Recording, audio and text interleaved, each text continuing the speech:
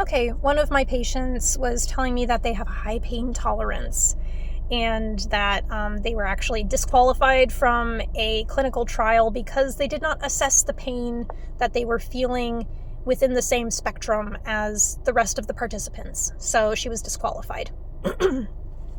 And we were talking about her perception of pain, and I ended up talking to her about basically not people think about having a high pain tolerance as something to be proud of, or to say I can take more pain and I can handle it.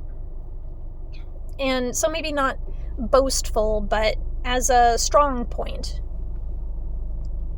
And I cautioned her. I said, it may not be the best thing to not have a good perception of pain, or to have less sensitivity in your perception of pain, because pain is a useful tool. It tells us something's not right in our body. We should listen to it.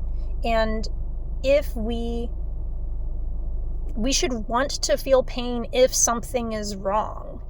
And if you don't feel pain when something is wrong, that's a problem. The other end of that is hypersensitivity to pain, and that is also a problem, because we can feel pain and there may be something that's not ideal, there may be something that's not quite right, and our body lets us know, and it's like screaming, like, hey, something's not okay here. But really, it's just like, yeah, I used my muscle a lot and now it's sore. And maybe that pain is extra for that person. But it's an amount of damage to the body that is recoverable, is ultimately healthy. When we work out, we do damage to our muscles, and the body has to recover that. And in the process of the recovery, we strengthen, we add more tissue, we increase our body's capacity to handle that kind of labor in the future. That's good, that's healthy, that's normal, that is practical health, practical pain and growth. When we have hypersensitivity to pain, then it can take something that is a normal function and something that is recoverable, and it turns it into something that is inhibiting to our normal function. And so on the pain scale, we have something that is not receiving a pain signal, or we have something that is too sensitive, which I just talked about. And then we have something that doesn't receive a pain signal when there is something structurally wrong that we are not able to recover from. It doesn't have to be structurally wrong. When we have damage that we are not capable of recovering from as we are living life now. And that can be repetitive strain injury. That I see a lot.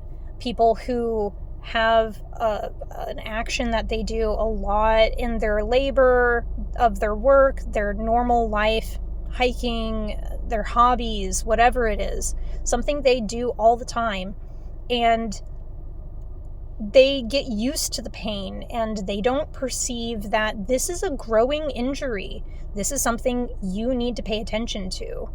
This is something you need to cut back on, or you need to strengthen other parts of your body to help offload the strain of that activity.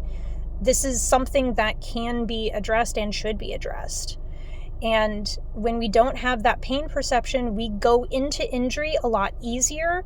And even if it's a slow burn, we don't, or especially if it's a slow burn, we don't get to pursue recovery fast enough for us to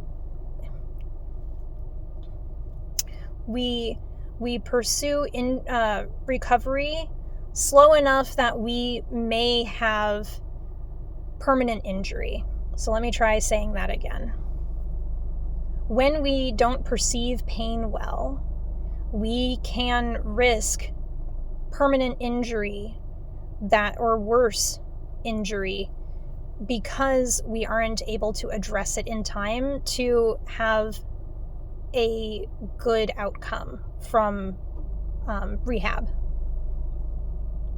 And so ideally, we'll be somewhere in the middle here, where we can perceive pain at a point where we need to cut back for our health, but when we are able, or when we perceive pain, we are able to cut back and we are able to address the problem, and it's not an overreaction, and we're not waiting until we already have an injury that is going to take more time than a day or two to recover from. So if you have any questions, or if you want me to redo this video because I was all over the place, just let me know and I'll be happy to respond.